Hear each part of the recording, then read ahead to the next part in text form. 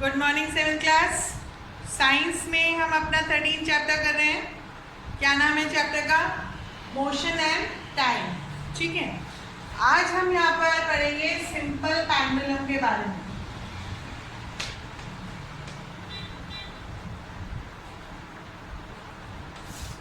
Pendulum क्या होता है, कैसे वर्क होता है, कैसे इसकी खोज की गई, ये सब हम पढ़ेंगे। Much of the modern life depends on precise time. आजकल के जो समय है इसमें एक्यूरेट टाइम, आप देखते हैं जब रनर्स भागते हैं तो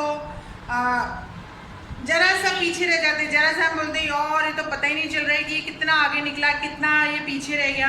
तो हंड्रेड ऑफ टाइम, मतलब एक एक बारीक बारीक जो टाइम है वो जो निकालना, उस पर डिपेंड है ये सारी चीज़ें। जो आप 100 मीटर रेस देखते हैं उसमें लोग कितना भागते हैं, तब दो आगे एक साथ क्रॉस करते हैं तो वो फोटो फिनिश में देखते हैं कि कितना टाइम वो आगे था। मतलब जैसे मान लीजिए 60 सेकेंड्स, 60 सेकेंड्स तो बहुत हो गया, इसमें भी पार्ट होते हैं, फिर इसका इतना सा पार्ट से वो जीत जाता है। ठीक है, तो इस तरीके से ये प्रिसाइज टाइम आज के टाइम में बहुत इम्पॉर्टेंट है। Transportation, communication, computers, bank transactions, e commerce have become depend on accurate clocks. यहाँ पर सब एक्यूरेट टाइम होना चाहिए क्योंकि सब आपस में एक दूसरे से लिंक्ड होते हैं। बाहर की जो फॉरेन में अलग अलग टाइम होता है वो सब लिंक्ड होता है। तो यहाँ पर जो ये सब चीज़ें जो बैंक में आपका आजकल देखने सब ऑनलाइन ही काम होता है, तो यहाँ पर एक्यूरेट टाइम होना बहुत ज़रूरी होता है। तो ये किसने डिस्कवर किया था? इन 1583 में Galileo for the first time demonstrate the characteristic of the simple pendulum। तो गैलीलियो एक साइंटिस्ट हुए हैं, उन्होंने इसको डेमोन्स्ट्रेट किया कि इसमें होता क्या है। ठीक है, spelling GALILEO, Galileo. The measurement of small time interval less than an hour was made possible when pendulum clocks were developed। तो जो हम प्रिसाइज टाइम की बात कर रहे हैं वो कब पॉसिबल हुआ? जब गैलीलियो ने 1583 में खोज की ये पेंडुलम की। ठीक है, by 1700 scientists used the concept of a pendulum to design clocks and watches। 1583 में गैलीलियो ने पेंडुलम की डिस्कवरी की। उसके बाद 1700 तक साइंटिस्ट लोगों ने इस पेंडुलम को यूज़ किया क्लॉक्स और वॉच बनाने के लिए। आज भी in all the clocks that are design time is measured by making use of periodic movement which is constantly repeated. Periodic motion होता है पेंडुलम, वो हम पढ़ेंगे आगे क्या है। उसके बेस पर रिस्ट वॉच और जो भी क्लॉक्स और वॉचेस हैं, हैंड वॉच हैं, जो हैं वो सब उस पर डिपेंड है। Let us understand the periodic motion of pendulum in detail. अब पेंडुलम क्या है इसके बारे में हम पढ़ेंगे। ठीक है, मान लीजिए ये हमारे पास एक धागा है, इसमें हमने एक बॉल लपेट दी। ठीक है, आप अभी इसको पेंडुलम समझिए। ठीक है, पेंडुलम में ये समझ लीजिए बॉल है। ठीक है, ये एक धागा लंबा सा, ये बॉल है। ठीक है, ये इसकी मीन पोजीशन है, ये अभी यहाँ पर रुका हुआ है, ये इसकी मीन पोजीशन है।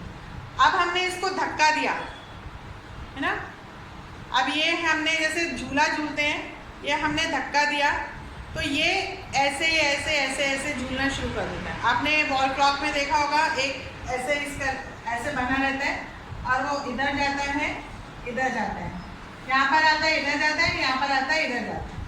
ठीक है, तो ये इसका पीरियोडिक मोशन हो गया।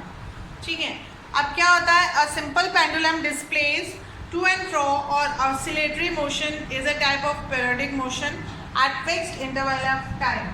जब ये यहाँ से यहाँ जाता है, वापस आता है, यहाँ से यहाँ वापस आता है, तो ये फिक्स्ड टाइम होता है। ये नहीं यहाँ पर जल्दी पहुंच गया, यहाँ पर देर से पहुंचा, या यहाँ पर जल्दी पहुंच गया, यहाँ पर देर से पहुंचा, ऐसा नहीं होता है पेंडुलम में। ठीक है, ये अभी तो इसमें समान है, इसलिए ये ऐसा हम इसको अगर हम इसको ऐसे हिलाएं, ये इसकी मेन पोजीशन पे आएगा, इधर इधर इधर इधर, ऐसे ऐसे ये झूलता रहता है।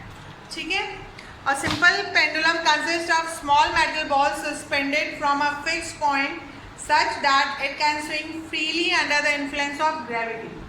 अब यहाँ पर मान लीजिए हमने एक धागा बांध दिया, ठीक है, उस पर बॉल लपेट दी और हमने उसको फ्रीली छोड़ दिया, वो यहाँ से कोई खींच नहीं रहा है इसको, तो ये ड्यू टू द ग्रेविटी ये मोशन हल्का सा हम पुश करेंगे तो ये कंटिन्यू मोशन इसमें चालू हो जाता है।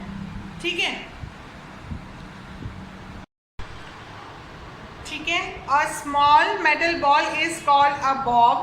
The length of the thread from the point of the suspension to the center of the bob is called the length of the pendulum। अब यहाँ पर हमने इसको पकड़ लिया और ये धागा है हमारा और यहाँ पर हमने बॉल लपेट ली, तो ये जो लेंथ धागा है जितना लंबा है वो लेंथ ऑफ द पेंडुलम हो गया। वो जो बॉल है जो धागे से लिपटी हुई है पेंडुलम के फॉर्म में, उसको कहते हैं बॉब, B-O-B बॉब। ठीक है, the time period of the pendulum depends on its length. अब ये जो टाइम पीरियड है ये इस लेंथ ऑफ पेंडुलम पे डिपेंड करेगी, ये लंबा है, मिडिल है, बहुत लंबा है, इस पे ये इसका टाइम पीरियड डिपेंड करता है। ठीक है, when the pendulum is at rest it is at the position B। this is called the mean position or the rest position। यहाँ पर पिक्चर बनी है पेंडुलम की, ये B, ये ऐसे जा रहा है,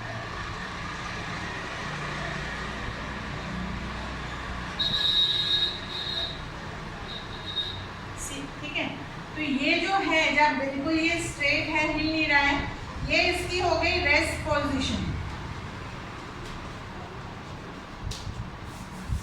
ठीक है, या मेन पोजीशन।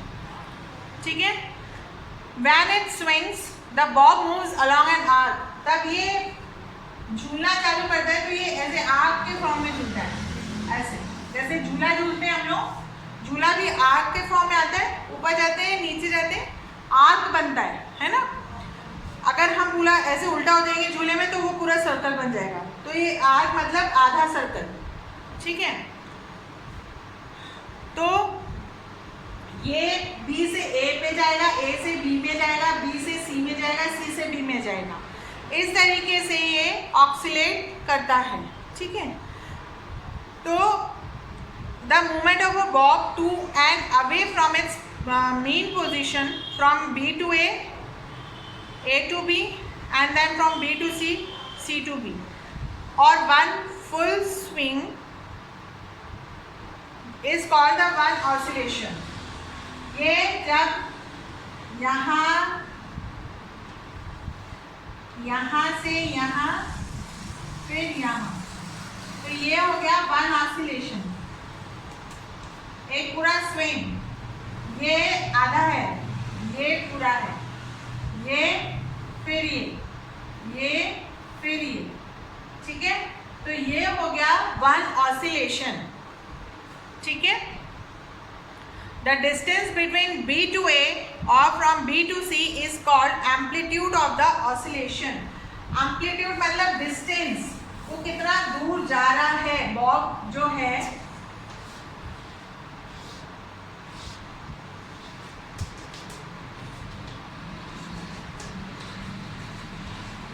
ये जो है डिस्टेंस B to A और B to C, इसको कहते हैं amplitude. Amplitude of the pendulum. तो हमने यहाँ पे क्या देखा, ये length of the pendulum, bob to and fro, आगे जाना पीछे आना, इसको बोलते हैं टू एंड फ्रो मूवमेंट। ये आर्क के फॉर्म में होता है और टू एंड फ्रो दोनों को मिला के वन ऑसिलेशन होता है, और वो जितना डिस्प्लेसमेंट हो रहा है मीन पोजीशन से, वो उसको कहते हैं amplitude. Amplitude of the pendulum, ठीक है, amplitude of the oscillation. Amplitude is the maximum distance that the pendulum moves away from its mean position while oscillating, ठीक है. The time taken to complete one oscillation is called the time period. अब इतना जो time लग रहा है यहाँ से ऐसे, ये जो टाइम लग रहा है इसको हम कहते हैं टाइम पीरियड. तो टाइम पीरियड कैसे निकालेंगे आप? टाइम पीरियड हो गया number of oscillation upon time taken. कितने ऑसिलेशन हो रहे हैं, कितना टाइम लग रहा है, वो उसके अकॉर्डिंग हम इस फॉर्मूले में पुट करेंगे number of oscillation upon time taken, तो वो हमारा हो जाएगा time period. The time period of a pendulum depends on the length of the thread it is suspended from. और ये जो टाइम पीरियड है, ये जो लेंथ है, जो इतना लटक रहा है, जहाँ पर इसके एंड में बॉल लगी हुई है, वो उसके लेंथ पर डिपेंड करता है टाइम पीरियड. ये इम्पॉर्टेंट है आपको समझना. इसी के आधार पर घड़ी सारी टाइम जो है वो हमें शो करते हैं, ठीक है. तो ये जो है पेंडुलम, इसका डायग्राम बनाएंगे आप, और इसका मैं आपको दूंगी एक्सपेरिमेंट करने के लिए, वो करेंगे. पर ये आपको समझना ज़रूरी है कि पेंडुलम में क्या क्या होता है. तो इन्होंने कैसे करा था? How the famous scientist Galileo discovered the time period of a pendulum. It is said that once when Galileo was sitting in a church, he noticed a lamp suspended from a ceiling with a chain swing back and fro. वो एक church में बैठे हुए थे, तो उन्होंने देखा कि एक लैम्प ऊपर चर्च में लैम्प लटका हुआ था, वो ऐसे झूल रहा था जैसे झूला झूलते हैं, ठीक है. He was surprised to find that his pulse beat rate was same as the time interval the lamp completed one oscillation. फिर अब उन्होंने क्या पता लगाया? उन्होंने हार्ट बीट यहाँ पर अपनी देखी, या हार्ट बीट देखी, ठीक है. और वो जो ऑसिलेशन आगे पीछे जो हो रहा है, और उनकी जो हार्ट बीट थी, ठीक है, उससे उन्होंने देखा कि दोनों सेम है. मतलब एक ऑसिलेशन कंप्लीट करने में एक बीट, लबडब हमारे यहाँ से हार्ट लबडब करता है, तो वो कंप्लीट होती है, वन ऑसिलेशन होता है, ठीक है. Galileo experimented with various pendulums to verify his observation. He found that a pendulum of a given length always takes the same time to complete one oscillation. Winding clocks and wrist watches are based on the principle of oscillation in a simple pendulum. फिर उन्होंने तरह तरह की घड़ियाँ देखी, invent की, और बहुत सारे पेंडुलम्स देखे. उन सब में नोट किया कि टाइम जो है वो सेम होता है एक ऑसिलेशन कंप्लीट करने में. जैसा भी हो रहा है, जिस स्पीड से हो रहा है उसी स्पीड से वो आगे जाएगा, उसी स्पीड से वो पीछे जाएगा. तो इस तरीके से उन्होंने इस चीज़ को नोटिस किया. उनकी वजह से आज हम टाइम, एक्यूरेट टाइम और ये सब हम कर पाते हैं. तो हमें उनका थैंक यू करना चाहिए. और ये आप अपना डायग्राम बनाएंगे, ठीक है, एक्सपेरिमेंट करेंगे तब उसमें डायग्राम बनाएंगे, और इसको आप पढ़ते रहिए, और कुछ समझ में नहीं आए तो आप मुझसे पूछ सकते हैं, ठीक है. Have a nice day.